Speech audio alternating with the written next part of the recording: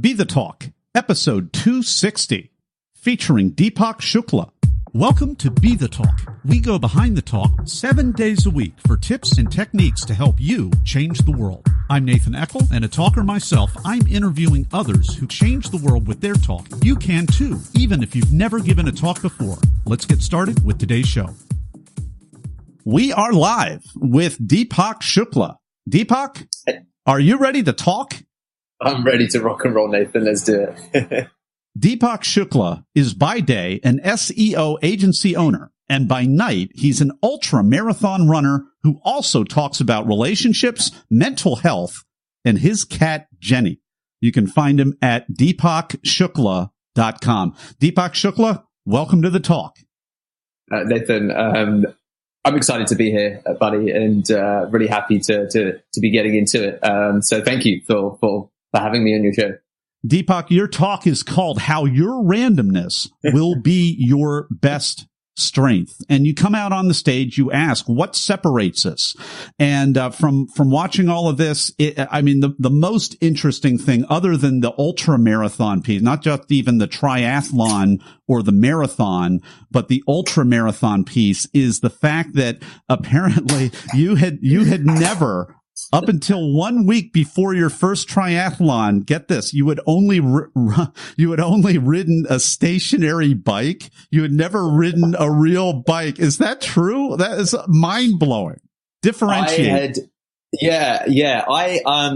My first Ironman, which is the long distance triathlon, I, for example, didn't understand the distinction between a road bike and a mountain bike. So I just thought, well, I'll just train in the gym.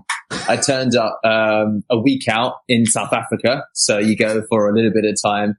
And I turned up to the rental place to get the bicycle. And then I discovered that there's these things called cleats. I didn't know what they were. And after falling off the bike a couple of times with the cleats, he surmised that, Deepak, we're going to put strap-ons on and you're going to just pedal like you would with your running shoes. So yeah, that was how my first Ironman started. This is like a rite of passage for many of us, is like your mom or your dad, or your uncle or somebody takes you on the bike and you go and they go, wee, and then they take off one of the training wheels and then they take off the other and then you fall and skin your knee. So you hadn't done that yet. I had been on, I'd ridden a bike. I'd been on mountain bikes. I'd been on those kinds of bikes. So I knew how to kind of ride in the straight direction. Okay. But I'd never been on a bike that you'd use in triathlons with the skinny tires. Okay. And then the gears were different. So I guess that I'd been on a mountain bike. I just never been on a road bike. And for the entire duration of my training, the only thing I ever did was on a stationary bike in the gym. So my first time riding in 3 months was actually at the Ironman, which was quite a weird experience. My word. So now the Ironman, I'm going to camp out there even longer.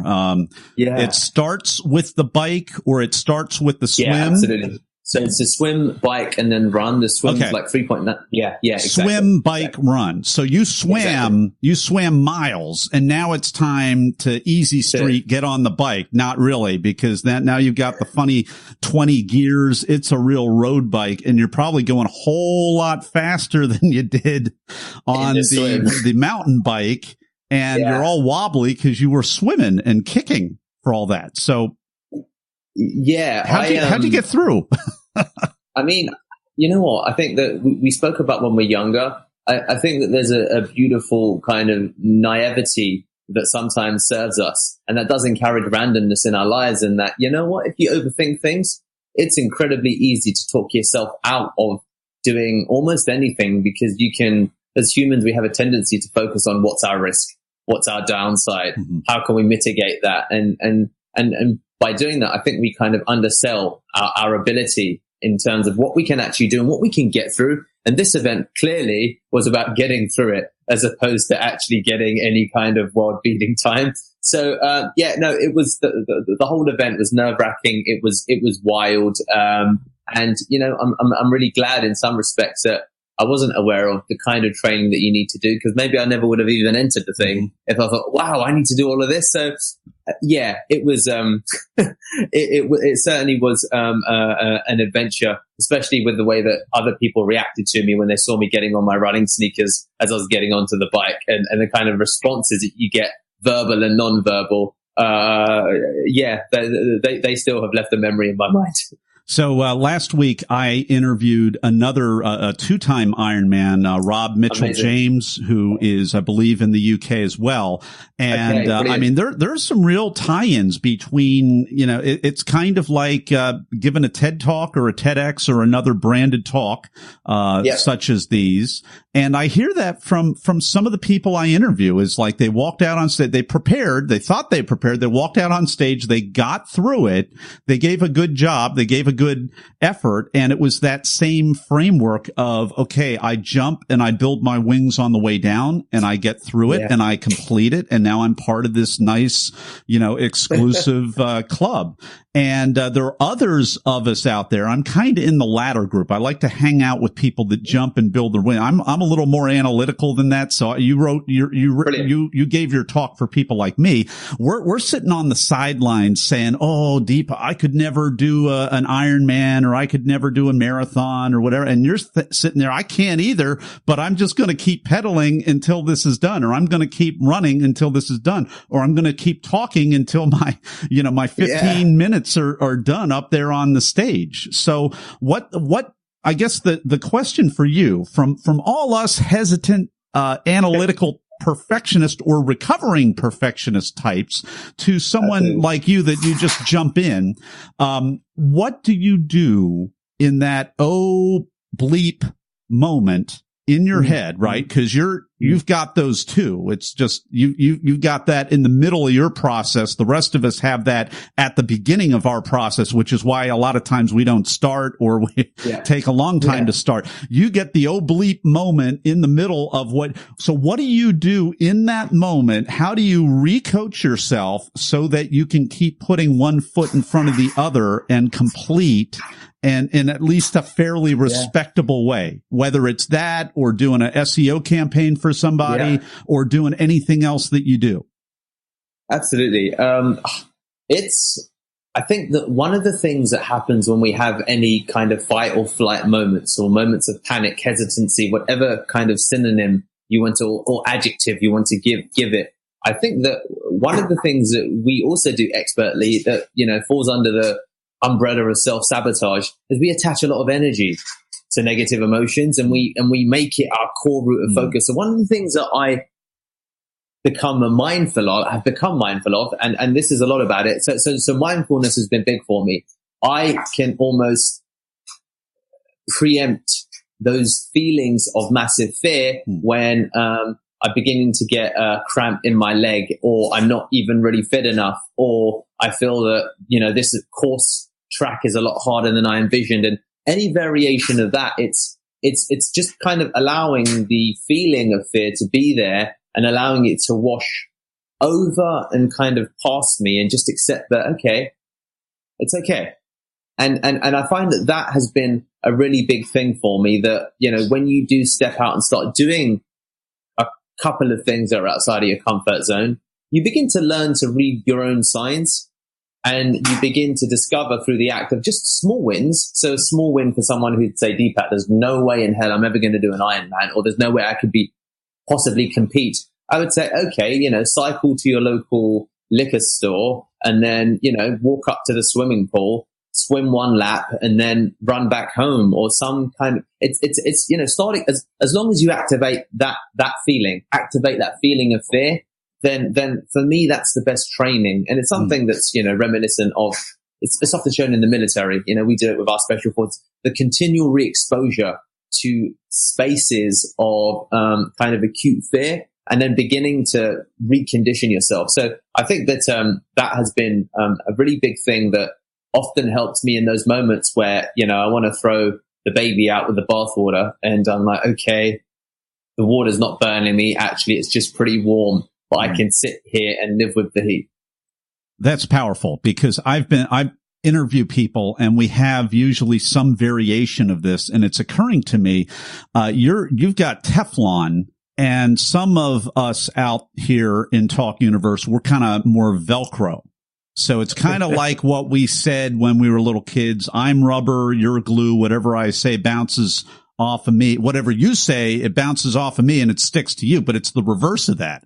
And it's a mindset thing, because what you're saying is, okay, so you're jumping off a building, rappelling off a building or whatever. Yeah. You intellectually know you're safe, but it's still really scary because you're physiologically reacting, yet you know you're safe. For example, and you let what you just said, you let the feeling wash over you. It's almost like a surfer, and that wave current just washes right past you. You're not going to take that one, goes right past you, and there you still are. And you can be mindful, and you can choose to move forward with your purpose, or you can let the wave and the current of the assigned story and the emotions and why that brings up all the failures and junk and guilt and all, and then that thing sucks you into the undertow. Or you can just let it pass and just keep doing what you were going to do. And you know that that wave is part of the fear, success, victory process.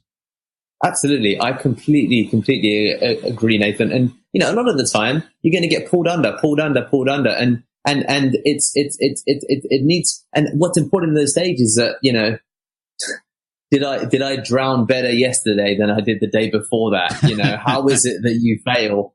Do you fail? And kind of one of the things that we also often do is that we get into very black and white thinking, and we think that, okay, well, I just failed and everything's bad. And then what we fail to do is kind of, we don't self-audit and think, well, how much better am I today than I was versus 3 months ago? Have I actually got better? Even though I missed that wave completely and I landed on my bum and I've got whiplash because the wave was so big and all of this kind of variation, but you're like, wow, 3 months ago, I would never even consider taking that wave.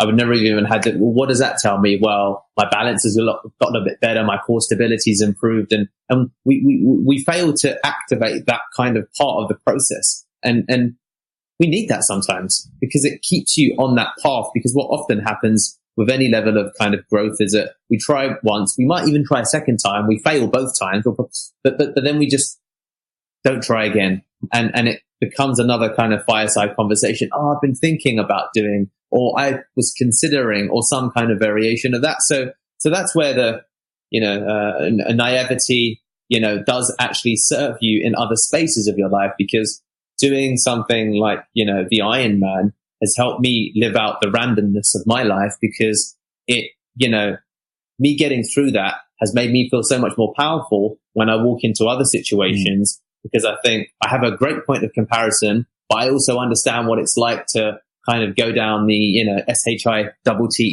so to speak. And it's like, okay, well, we got to do what we got to do. We've been enjoying this conversation with Deepak Shukla, and his talk is called How Your Randomness Will Be Your Best Strength. It was at TEDx Aston in the UK, and we are going to enjoy more of this conversation over in the Blitz Round in just a moment. People ask, how could I start a 7-day-a-week podcast? It's because of what I've learned from my mentors. Some of the best mentors in history aren't around anymore. They've left hours of one-on-one mentoring behind in their books. Each month at Classics on Tap, I record a new chapter from a classic business book to help you make a difference. Download your first chapter at classicsontap.com. And we're back with Deepak Shukla. It is time for the Blitz Round. I'm about to ask Deepak a series of either-or questions related to the preparation and performance of his recent TEDx Aston talk. Are you ready, Deepak? I'm ready. Let's do this. First off, were you invited to speak or did you apply? I was invited on LinkedIn.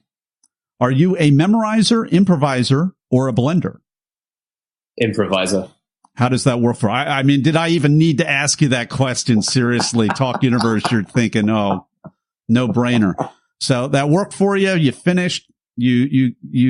Yeah. What are your thoughts on improvising rather than memorizing? I think that improvising is a form of memorization. This is what people don't really necessarily appreciate. My improvisation skills are built upon hundreds of impromptu speeches that allow me to build intuition. And intuition is built upon obviously lots of, so at that time I went to the pub just before I was going to do my speech. I had 2 or 3 beers with my buddy and I began scribbling notes on the inside of my palm.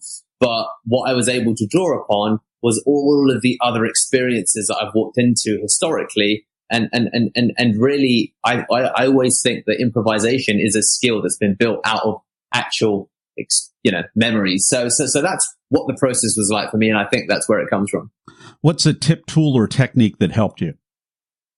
I find that when you're nervous, it's very easy to forget your lines, so to speak. So one of the things that I will do, and you can actually see it on my speech if you look very carefully, is I'll write one letter for a certain section of my speech on my palm. So I'd have like G, C, and F to outline the 3 areas that I'm going to go through. And that G, C, and F will keep me on track and keep me going. So that has been very useful for me in any kind of speech I do where I'm nervous. All right. So, Talk Universe. So basically tattoo the inside of your palm, and get some crib notes for yourself, basically, I suppose.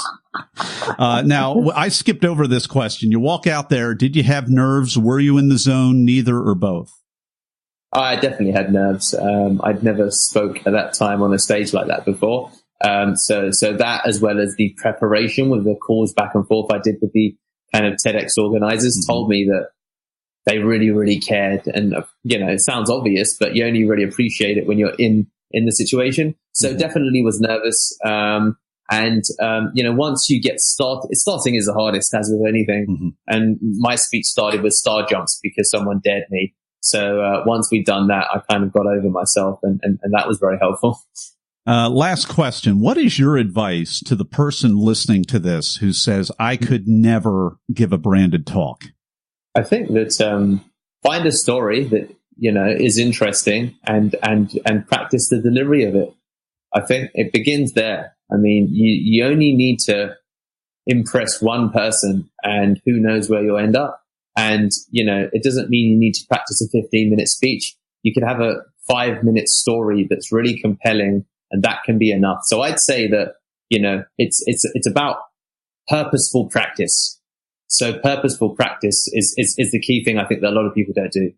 We've been enjoying the Blitz Round with Deepak Shukla. His talk is called How Your Randomness Will Be Your Best Strength. You can go to our show notes page at BeTheTalk.com. We will have a link there, or you can type it into YouTube, as well as we want you to check out Deepak Shukla's website at DeepakShukla.com, DeepakShukla, DeepakShukla.com. And we'll be back with Deepak Shukla in just a moment for the 10-second final word of advice. Everyone wants to change the world, but not everyone knows the first step. Before you can change the world with your talk, it has to be selected. So grab the templates, timelines, and tools that I use to get my talk selected at BeTheTalk.com. And we're back for the final word of advice with Deepak Shukla. What is it? Just ask. If you want to actually become a branded speaker, ask. Reach out. Nothing will come from nothing. Start there. Deepak Shukla, thank you so much for coming on the talk today and sharing your wisdom with Talk Universe. Oh, Nathan, thank you. And thank you to the audience at Talk Universe. Thanks for listening to Be The Talk. For tips and resources to help you change the world, go to BeTheTalk.com. See you tomorrow.